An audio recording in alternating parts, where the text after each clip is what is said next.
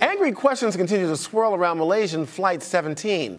From just who fired the rocket that brought down the plane packed with civilians to what is the world community going to do about it? Well, the most immediate need is for an international team of investigators to get access to the crash site. It's spread across several miles of the war zone near the Russian border in eastern Ukraine. The rebels who hold the area are offering a truce, but there are already accusations that the wreckage has been tampered with and that the flight recorders, the so-called black box, have been removed. Even without the black boxes, there's pretty strong evidence of what caused the disaster. International intelligence services say it was a radar-guided missile system called SA-11, or more simply, Buck. It's Russian-made and undoubtedly supplied to the rebels by the Russians. The Buck is capable of tracking and shooting high-flying aircraft. The Malaysian jet was 30,000 feet up in the air on its way from Amsterdam to Kuala Lumpur when it came crashing down with 298 people on board. Pro-Russian separatists have been boasting about shooting down military targets. However, they are not taking responsibility for this tragedy. Now, at the UN, the ambassador for the United States put the blame squarely on Russia. Because of the technical complexity of the SA-11, it is unlikely that the separatists could effectively operate the system without assistance from knowledgeable personnel. Thus, we cannot rule out technical assistance from Russian personnel in operating the systems. President Putin is not denying that Russian weapons were involved, but he is trying to deflect the blame. He claims it's Kiev's fault that the area is not safe to fly over. Well, in Kiev, Vasyl Maroshenchenko of CFC Consulting joins us. Vasyl, what's Kiev's response to Russian President Putin that Kiev is at fault here? Well, the response is very clear and it's quite straightforward. If we look at this situation and we actually analyze what has happened, we have here Russian mercenaries who are on the ground. We have Russian citizens who've been actually instigating insurgency in eastern Ukraine. They've been supplied by the sophisticated missiles and sophisticated weapons by Russia. And actually they have used that equipment, and they were apparently trained how to use it, to shoot down Ukrainian aircraft. And all of a sudden they made a mistake. They have shot down a civilian airplane, MH17, which is a harrowing story. And of course my condolences go to all the people who have died on that flight. But it actually is pretty clear that those were the Russians basically, or the Russian or pro-Russian rebels, if you want to call them this way. But this is clear that we only have one person to blame, and this is definitely Vladimir Putin, who's responsible for all of this. And we can now qualify Russian state as the state supporting terrorism. There are two critical concerns here, of course. The relatives of the loved ones, of course, Vasyl, want the remains back. And, of course, investigators want to get to that site to see exactly what happened. Any word yet on when investigators will get access to the crash site?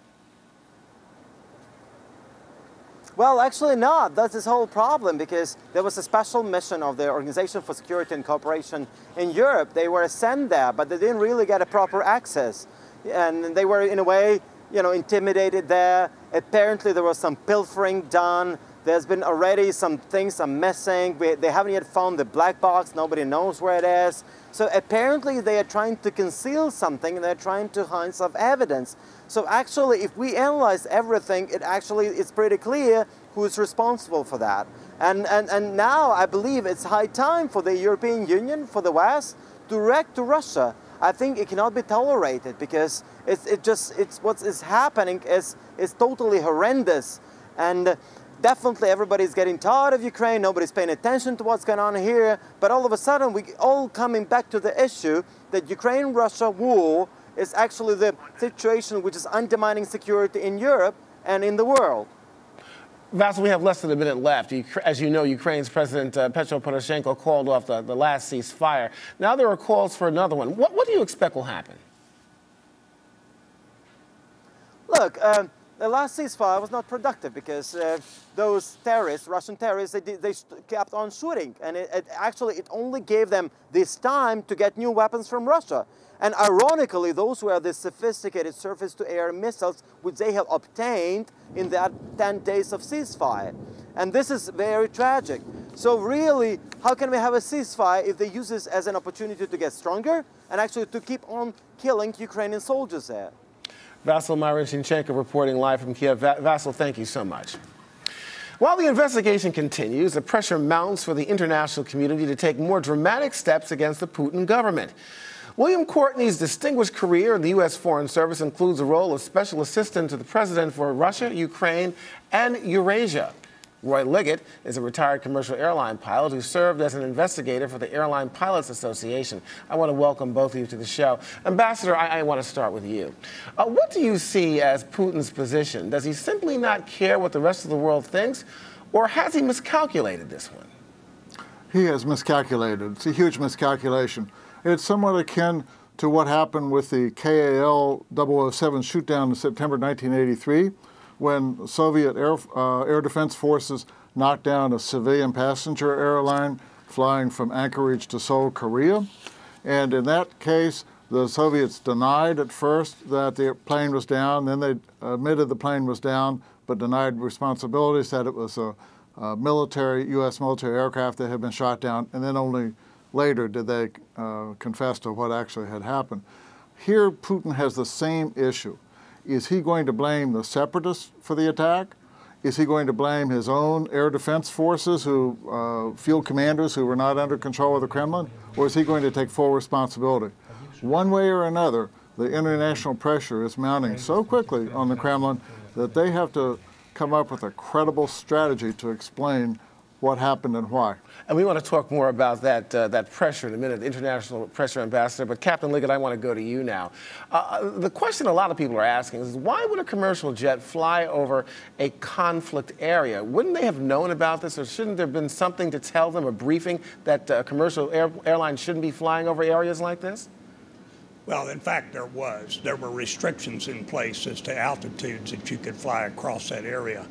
But historically, we've always said in the event of conflicts or war that commercial airliners are exempt from any of the activities associated with warfare. I think what we have here is an unfortunate situation where we have a very sophisticated weapons system that has been put in the hands of some people who may not be quite as sophisticated as other people, and mistakes are made. It's asking for trouble. They should have been able to have identified that target with the system that they were operating, and they should have been able to have told that it was in fact a commercial airliner and not a military aircraft. That system has that capability. I got to ask you also, Captain, just following up on that, would this aircraft have been given any kind of warning? Could they have been able to detect what might have happened prior to this? You mean as far as detecting the fact that the missile system was locked onto the aircraft or something like that? Exactly, yes. No, there is no such system on board any commercial aircraft that I'm aware of that's capable of doing that. Military aircraft, yes. Commercial airliners, no. Okay, so obviously what you're saying here, commercial aircrafts give off a signal that is probably differentiates it from a military aircraft. So we've got that. So number one, what we have right now is finger pointing. Ambassador, I want to go back to you. President Obama announced new sanctions. Do you think these will have any effect on what's going on over there in terms of the unrest between the separatists, Ukraine, and Russia's involvement in what's going on over there? The sanctions have had an impact in the Russian economy, causing greater uncertainty. Investors are wary, and there's been greater capital flight. But the sanctions have been far short of what really needs to be done to have a dramatic impact. Well, Ambassador, here's a question. You know, I was listening to a report earlier on the news, and there was a pundit that had a particular point that I think it may have some validity to it. How far can we go on sanctions with Russia when it becomes a tipping point and we create a situation that's far more tense than it is even now?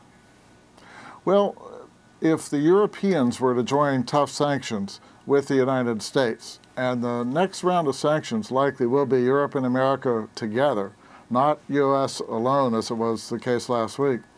And if the Europeans are rallying around the Dutch, and the Dutch are members of the European Union, ironically, the Dutch were among some of the European Union members who wanted to hold back on tougher sanctions before the crash occurred. My guess is the next round is going to be much tougher, and some Russian financial institutions, for example, may not be able to use the Western financial clearing system, which would have a huge impact on them. There's been a lot of concern. If you listen to some of the news networks in the United States here, that people are pointing the finger squarely at Barack Obama, saying that he's the cause of all this. And I know I've gone on this tantrum of blame Obama for everything, but I guess the question is, what could President Barack Obama have done to prevent this kind of situation from happening? The president probably could not have done much to prevent the situation. What would have been better would have been, after the Russians took Crimea, for the Europeans and Americans together to have imposed much tougher sanctions than they did. Once those sanctions were imposed, they were widely criticized by experts in that part of the world as not being enough to really change the Kremlin behavior. But that still may not have been enough to prevent what happened. Captain Liggett, I want to go back to you, back to the investigation here, what might ensue. We're talking about these the black recorders, the black boxes. Obviously, it seems like, from what we know so far, that the crime scene, and I'm calling it that, has been compromised. If those black boxes are not retrieved, if investigators can't get to these black boxes, how much might that compromise the investigation into this? Well, I think in this particular case, it's not that huge a deal.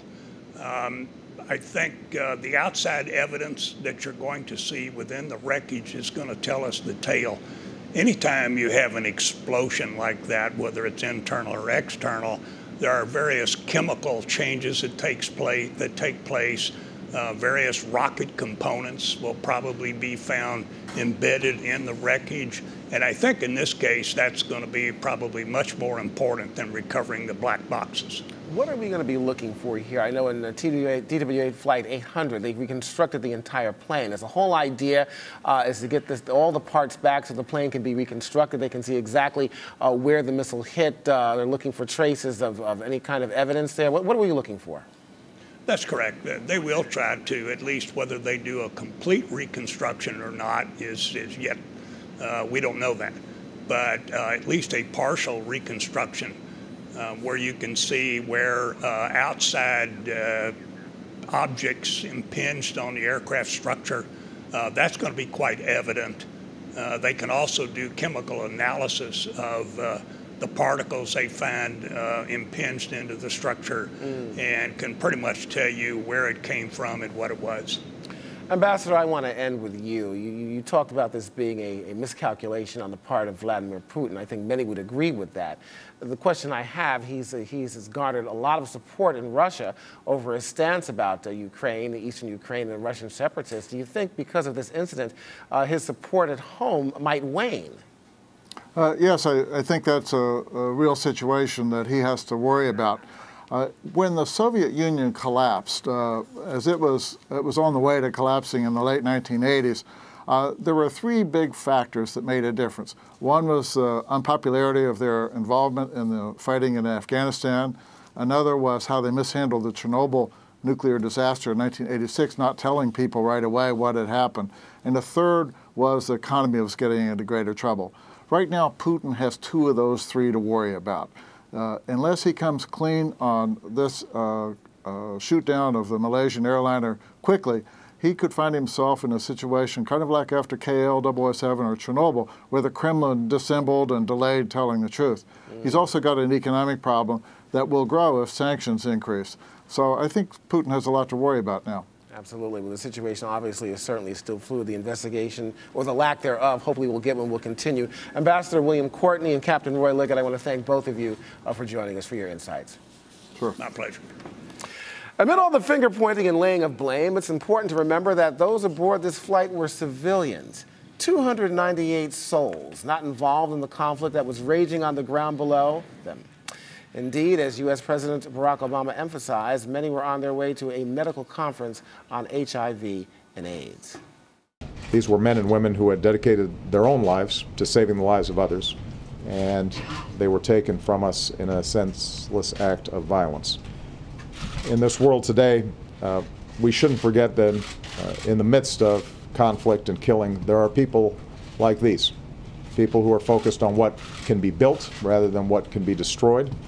People who are focused on how they can help people that they've never met.